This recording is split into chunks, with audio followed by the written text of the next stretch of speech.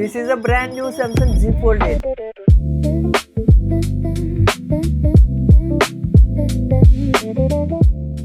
New look, new size, same passport size येतो. 5.5 inch dynamic AMOLED 2x 120Hz refreshing rate, 3000 nits peak brightness वाला display आहे. Main display 7.6 inch AMOLED 2x 120Hz 3000 nits brightness देतो. Video content बघताना H to H बघायला मिळतील.